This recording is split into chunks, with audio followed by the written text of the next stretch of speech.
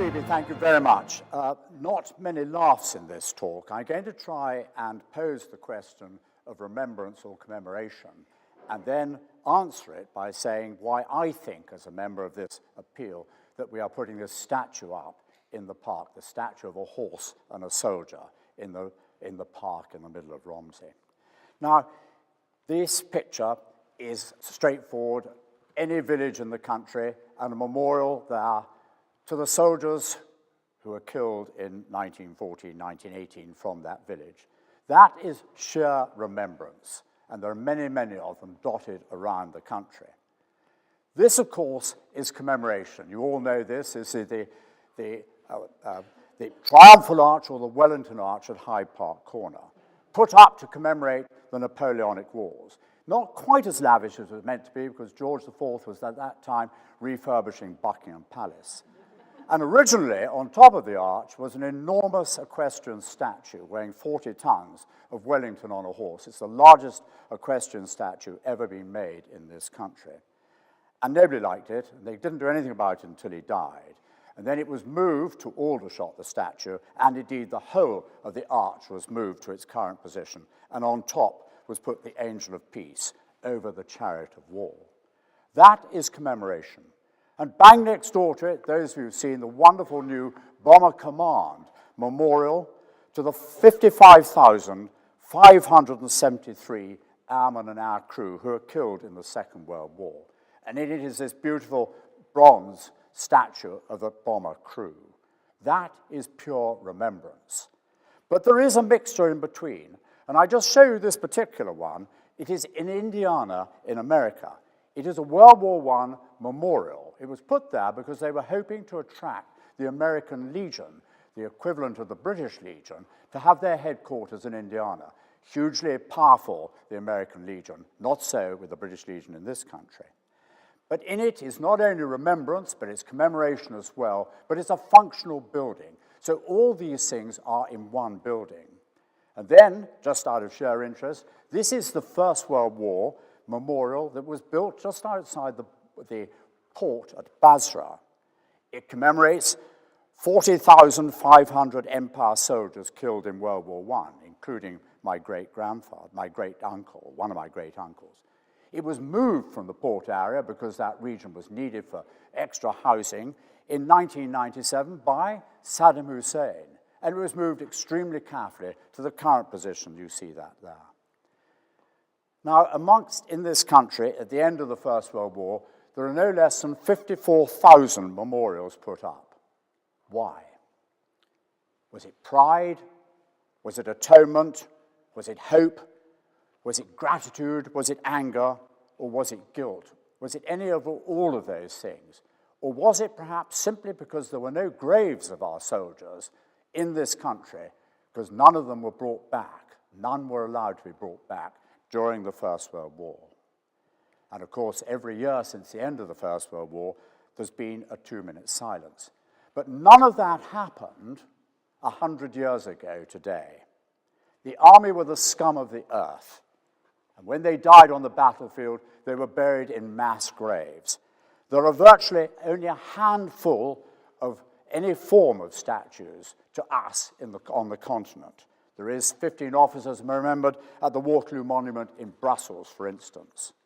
And of course, one of the reasons is humiliation. In the Crimea, where we lost a large number of people, there were originally 139 cemeteries, which very soon went down to 11. 20 years after the Crimea, there was only one. The Boer War is interesting as well. The Boer War is remembered in this country for the fact that 450,000 horses died there, and there were more memorials in this country to horses that were killed than soldiers. And most of them are on troughs. And here you see one remembering them, and another one I came across with the inscription, "Killed in a cause of which they knew nothing." And then in South Africa itself, at Port Elizabeth, this very moving statue of a soldier tending a horse. And underneath the inscription, "The greatness of a nation consists not so much in the number of its people or the extent of its territory, as in the extent and justice of its compassion." And just taking this theme a little bit further forward to 2004, when, as you all know, at Hyde Park, this wonderful memorial put up to animals that were killed and to be commemorated in warfare. This is remembrance, not of particular animals, but it's also of commemoration. And as they go through that gap, a horse and a dog alive, presumably gambling above us, but not with us any longer. But on the inscription on the outside, it has got the inscription, "They had no choice." Now, that is very political, and it is a critical comment, and much, actually, criticism of it was raised at the time. The Australians got over this problem in 2009, when they brought back from Egypt, at Port Said, part of the destroyed memorial to the Desert Mounted Corps, and now it sits outside Canberra. And on it, the inscription, "Served alongside Australian Armed Forces." Much gentler than our critical comment in Hyde Park. And of course, it leads on to what we're talking about later in this talk, of what we hope to put up, or what we are going to put up, in the Memorial Park in Romsey. And this wonderful maquette, which of course has been made, as you know, by our sculptor sitting here with us now. But as I say, all that in 1918 was about to change. Britain had lost, or the empire had lost, 1,100,000 people killed. 800,000 of them were British. I just put up that chart so you can see on our side, the Allied side, that all the major losses, 5 million in all, British, French, and Russian. Of course, on the German side as well, another 5 million killed. And ours were killed on the Western Front, Palestine, Mesopotamia, East Africa, Greece, and Italy. And if the ghosts of those men, 4 abreast, started to march past the cenotaph, the end of the column would be in Durham. And that really does make you think. But as I say, all this was about to change because of one man, a man called Fabian Ware. He was really an educationist. He'd worked with Lord Milner in South Africa on education in the early parts of 1900. And then in 1906, he came back to edit the Morning Post, a very right-wing newspaper. And the war broke out. He was 38 years old and too old initially to actually be accepted into the army. And so he volunteered to command a British Red Cross flying unit. And when he went out there, working between the French and the British behind the lines, he noticed that wounded and killed people were not being registered in a proper way. And so he set up a Wounded and Missing Persons Department. 5 months later, they recorded 16,200 killed, 47,700 wounded, and 16,700 missing. And Ware then asks that the Red Cross give some form of durable inscription to the crosses which are all over the battlefield. And you can see why, the sort of conditions that these graves were actually in at the time. In May 1915, they registered another 4,300 graves. And then another coincidence. The Adjutant General of the British Forces out in France, General Macready, hears of his good work and appoints Fabian Ware to run his work within the army. And up is set up the Directorate of the Graves Registration Commission and Inquiry. By October 1915, 27,000 graves have been registered and 6,000 photographed. Now, why were they photographed? Well, the reason was that back at home, when they knew their sons had been killed or their husbands had been killed, they would like to have known where they were buried and, if possible, to see a photograph. But you can see the problems that Fabian Ware was having with all the graves in those sorts of landscapes. It was an extremely difficult thing to do. And the other reason that they wanted to know was they heard that the French were setting up mobile crematoria, and indeed they were. And they thought that their children or wives, or rather husbands, were being burnt would have been a terrible thing for them to think in England at the time.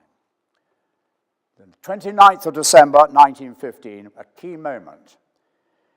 Fabian Ware persuaded the French to give us land in perpetuity for cemeteries. He did it through his personal charm. He did it through his fluency in the French language. And by this stage, in early 1916, another 50,000 graves had been registered.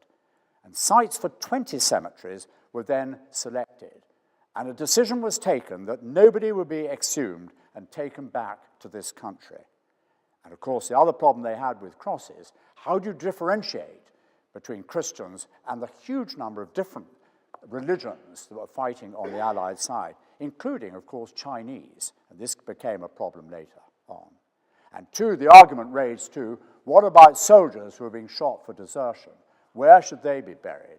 And initially it was thought that they should be just put aside, but there was a furore about that as well. And they were allowed to be buried in the same cemeteries as our soldier. And I digress for a moment, because one of the things I do is I get very involved with the National Memorial Arboretum up in Staffordshire. And there we have a shot at dawn grove, which you see there. And all those stakes in the ground are for the 306 people, soldiers, who were shot for cowardice or desertion. And of course, they were pardoned a few years ago. Some were murderers, and they do not have their stakes in the ground there. And you can see in the middle the white figure, and in front of him the 6 fir trees representing the firing squad.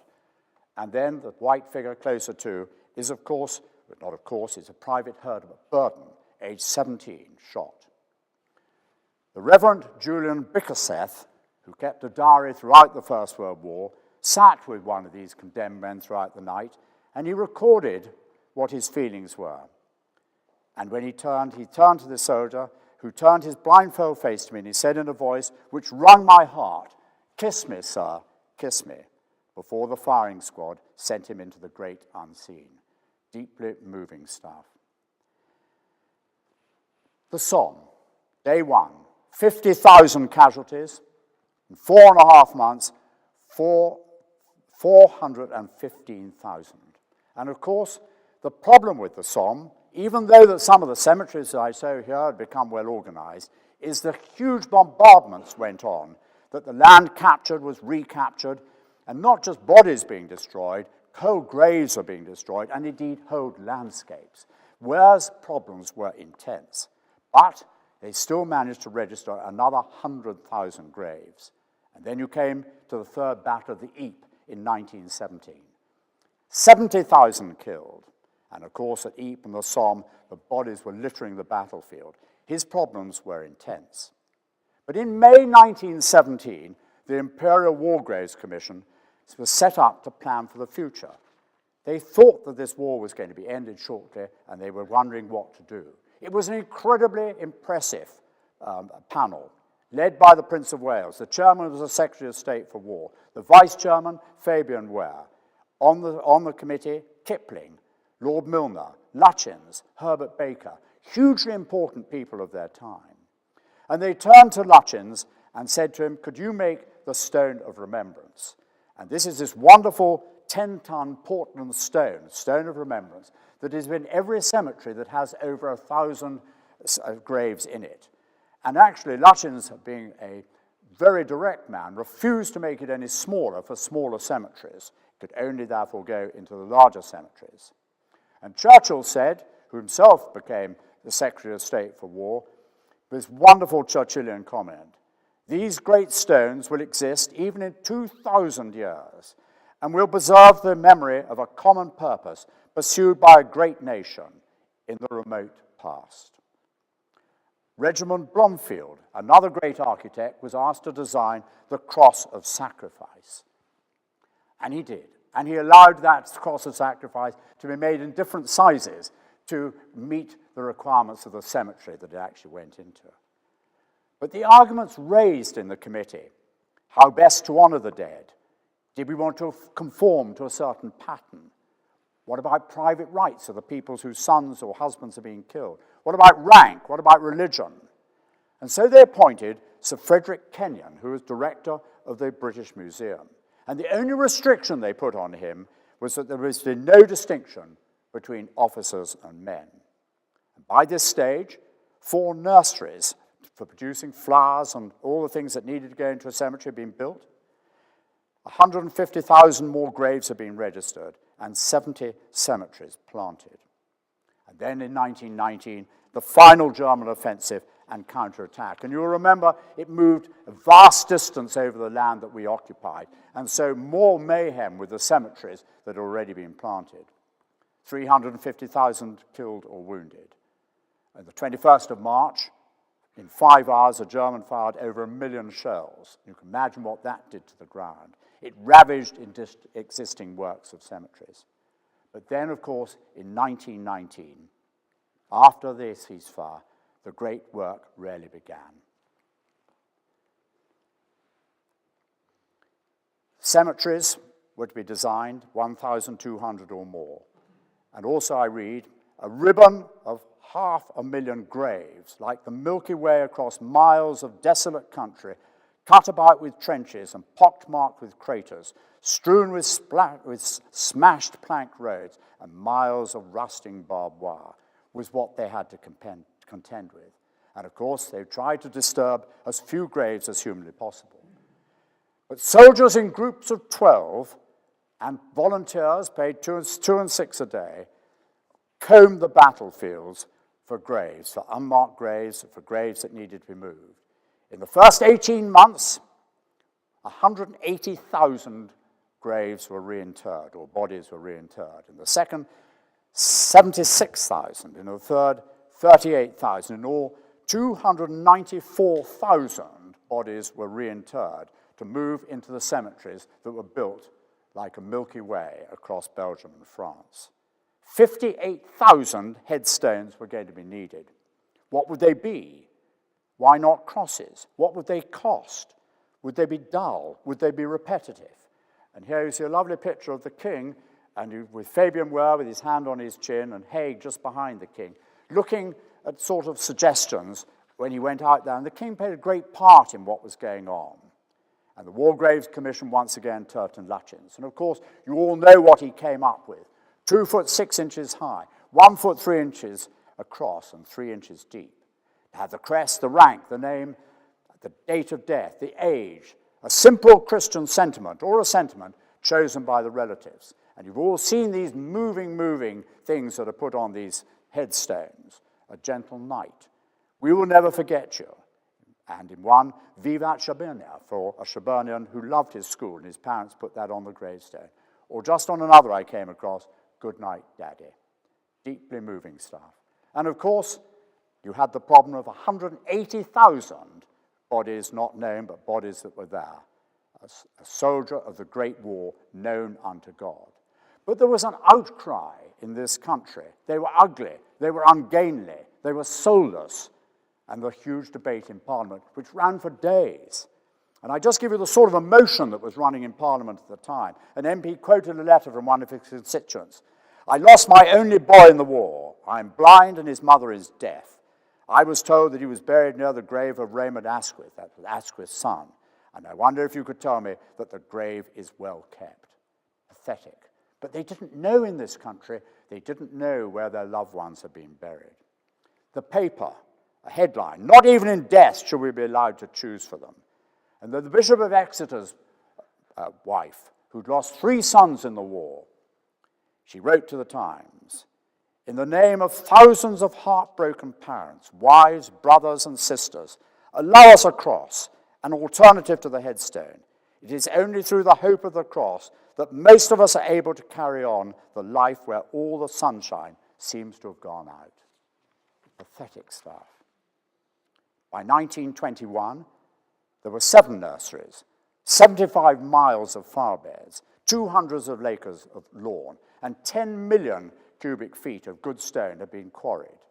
And of course, you get wonderful examples like Etaples, where there are 11,000 graves. And the king, as I said, played a great part in all this. And he went in 1922 round to look at some of these places. And I just read you what he said when he was in one of these cemeteries. I have many times asked myself whether there can be more potent advocates of peace upon earth than this massed multitude of silent witnesses to the desolation of war. But then the problem became, what do they do about all those who are missing? And of course, the Imperial War Graves Commission had taken over all the records from the Ministry of Defense. They were stacked 4 cabinets high, and it stretched for 150 yards. Kipling, have you heard the news of My Son Jack, that famous poem where he lost his son, admittedly at sea, but many other comments like that. And these great monuments were designed. And here you have 1927, Bloomfield's Menin Gate. On the Menin Gate, and many of you will have been there, 58,986 names. And interestingly, only 78 minor spelling mistakes in that enormous amount of carving. And then, and here you see Fabian Ware and the Prince of Wales going to the unveiling of Lutyens' famous Thiepval Memorial. And here you have the memory of, or named there, 70,085. And so, as that Menin Gate, which stands over the Somme area, dominating the whole area, the great task was complete. And what had been created was an empire of the silent dead. But I'd like to just go back to 1919 for a moment, because in July 1919, there was a peace procession in London.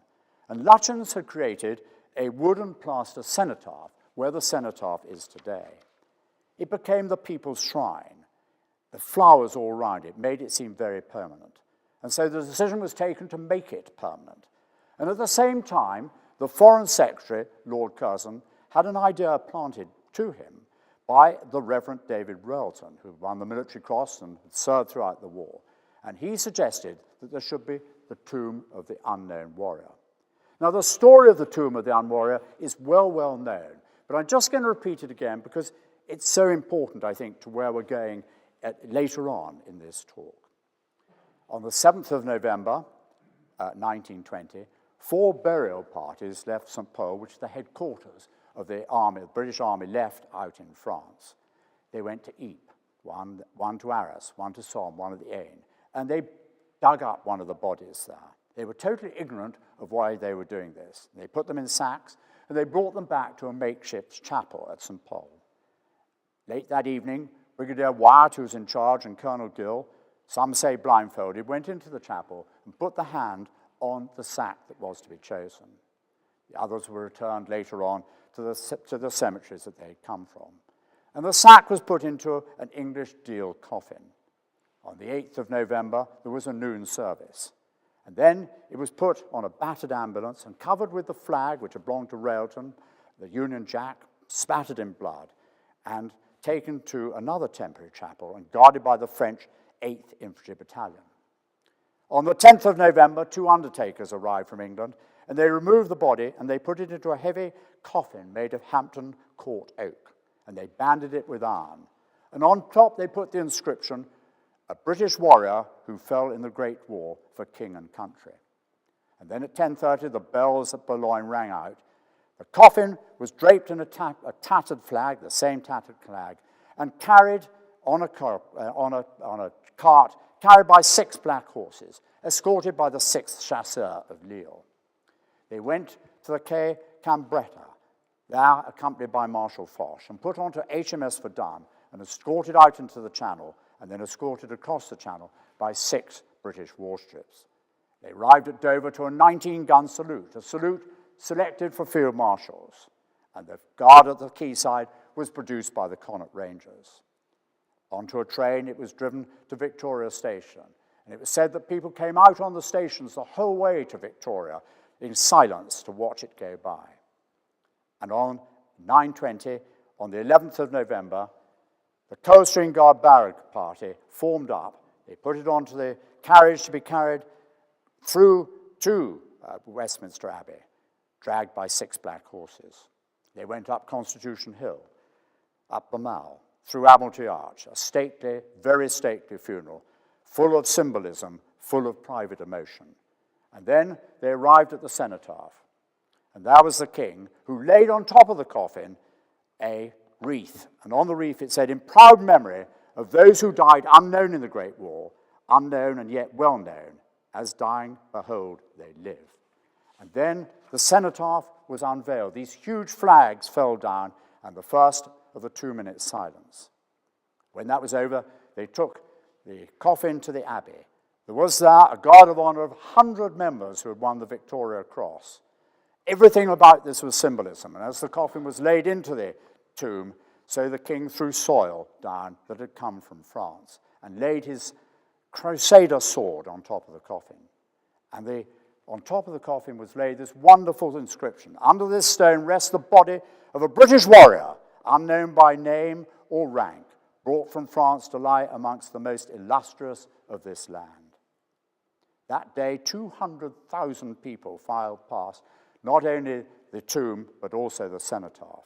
1.5 million people went past the cenotaph during the course of that week, and it became absolutely covered in flowers. I put up this next picture. It is very lovely, but it's also slightly sad, because a year later, the Dean of Westminster decided to change the inscription that was on the tomb. Although he kept the original bit, he added, of course, a number of verses, texts from the New Testament, which completely destroyed, really, the original purpose of what was said in the first place. Who knows what religion that person actually came from? So in World War I and then later in World War II, there are 23,000 burial cemeteries looked after by the Imperial War Graves Commission, now the Commonwealth War Graves Commission. Now I want to move forward in time to Arlington. A friend of mine, David Giles, went to Arlington in the 1990s and was inspired and said, why are we not doing anything in this country for remembrance in a similar way? And he came back. He was working for Leonard Cheshire at the time, just before he died. Let us establish, they said, a memorial arboretum in the middle of the country. And they found, in Staffordshire, 150 acres of a reclaimed quarry, given then to them by Lafarge for this purpose, costing £1 a year for 999 years. 60,000 trees were planted, 32 of the 33 native trees of the country. And it was opened in 2001. And now it looks very bad, but I promise you in 20 years' time, it will look wonderful. It is full of symbolism. Here I give you a picture of an oak wood. There are in that wood 2,535 oaks, one for each merchant ship that was sunk in the Second World War, and 32,000 merchant seamen lost their lives. Every tree that isn't going to be cut and pruned for thinning has been given in for some particular reason. This one is deeply moving, in memory of Jane Harrison, who won the George Cross, the only fourth lady ever to win the George Cross. She lost her life when she was 22 years old. A BOAC aeroplane caught fire at London Airport, and one of the chutes to get people out failed to work, and so everybody went down one chute, and she was pushing them all down. Everybody was out except for one person who was disabled at the back of the aeroplane, and she went to help her out, but the plane caught fire, and they both died. Deeply moving. I was telling that story on a cruise where I was lecturing about 2 years ago, and a lady came up to me after, and she said, do you know, I shared a flat with Jane Harrison when that happened, and it's the sort of thing you can do except for just hug each other and both burst into tears, which I unashamedly did.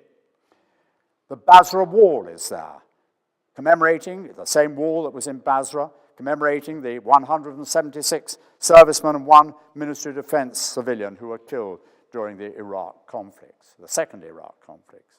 And then you have, for instance, something completely different, commemorating the railwaymen who gave their lives for this country. And then wonderful other statues too. This is the lovely statue to the Parachute Regiment. And in the middle of it all is the Armed Forces Memorial. It's on a tumuli. It's made with 200,000 bricks for Portland stone. And onto the walls inside are carved the names of 16,000 soldiers, sailor and airmen, and merchant seamen who have died since the end of the Second World War. That's a large number. And then these two beautiful bronzes, you can only see one here, named the Pity of War. A dead soldier being carried on a stretcher, as warriors would have been in years gone past, carried by a soldier, a sailor, an airman, and a marine. And you can see the mother and the child at one end and the grieving parents at the other. But this really, therefore, is all about remembrance, but it's all about commemoration as well. It's a mixture of both. It's a wonderful 150 acres to go to if you ever happen to be passing a place called Arawas in Staffordshire. And so I come now to what we're really talking about this evening for the last few moments, and the Romsey Warhorse Memorial. In 1914, the army had 19,000 horses and mules. They knew in 1914, that if there was to be a war, they would have to have many, many more horses. And a plan had been laid. I can tell you that the plans that were laid for the First World War are incredibly detailed. There was nothing that happened in the First World War that wasn't meticulously planned. So criticism of the generals and what was going on, in that point of view, is actually not at all fair. In the first 12 days of the war, 140,000 horses, already pinpointed, were collected up. But they had to go to what was called remount centers. Just some statistics about during the war, nearly 500,000 were sent to France and Belgium from this country.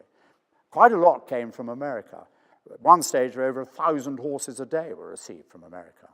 And our losses in France and Belgium of horses ran at about 15% a year. Only 62,000 of the 500,000 that we sent there returned to the United Kingdom. After the war, they weren't all killed. Some were used for the occupation and what was going to happen. Some were used for reconstruction work, and others were simply eaten by starving people. 30 million tons of oats, 25 million tons of pressed hay, staggering figures to feed all these horses during this period. But new remount centers were clearly needed to cope. And of course, Romsey, 150 acres, as you well know, Ramville's farm, Bill Hughes's home, was built by March 1915. 10 squadrons, 500 horses each, manned by 200 soldiers, looked after anything up to 5,000 horses at one time. It took about 4 months to get them there from America and get them ready for training. And once they were trained, then they were sent out whenever needed in whatever batches through Southampton. The famous two living there that we've heard about, Colonel Herbal Jessel, who looked after the remount depot throughout the war, and Lionel Edwards, the great artist. He was there as an officer throughout the war as well. Just a few pictures to remind you of what Ramville's farm would have looked like at that stage, and a lovely picture by Lionel Edwards. Romsey had a population at that time of about 6,000 people. So you can see that 2,000 up the road at the remount depot would have made a considerable difference. Exercising was essential, and they learned too that if you want mules to do anything, the answer is to be very kind to them. And one soldier wrote home and said, actually, being here working as a groom is rather more dangerous than being at the front. And when the Secretary of State for War, Lord Derby, went there in 1917 to make a visit, he wrote, "I never saw anything better organized or more thoroughly efficient. What struck me more than anything else was the pride that everybody took in the horses under their charge." 120,000 horses and mules passed through the depot. And then, when the war ended in 1919, it was decided to build a memorial park at Street Mead, as you know, in the middle of Romsey. And as you already heard from Phoebe, the rubble from the remount depot went down to make that park, which always got flooded in the wintertime. And on the 22nd of June, 1921, the War Memorial Monument there for the 374 people from this town who had died in war was opened by Major General Jack Seeley, he of the Warrior Horse Flame. And Warrior, as you will know, just the other day was awarded posthumously the Animal VC. And so we have got in Romsey not only a memorial park, but also a memorial to those who were killed, not only in the First World War, but also the Second World War as well. And we, as you know, are planning, and Amy is making, this wonderful statue of a horse and a soldier. And here you will see her working on the clay as it gets prepared. And this is, I think, a wonderful picture of it being encased in polyurethane, is that the right expression, before it is turned into a wonderful statue. And I love the expression on the horse's face. You can just see what the hell's going on here, can't you, about it. And this, I think, is my final comment. This wonderful statue will be unveiled in April next year. What are we trying to say with it? And I think, it's my own personal view, an awful lot. We're trying to commemorate the fact that Romsey was a remount depot in the First World War, one that we should be immensely proud of, one that was incredibly efficient. We are trying to remind people, too, that it's a memorial park, And we are next door to a memorial to those people who had given their lives in the First and Second World War. We're also making a comment about all the animals that didn't come back from the First World War. We're also making a comment for anybody who goes in there about history. What I believe is we're making a very important statement indeed. And I can tell you, when that thing is unveiled in April next year, I, for one, will have some difficulty in controlling my emotions. Thank you very much.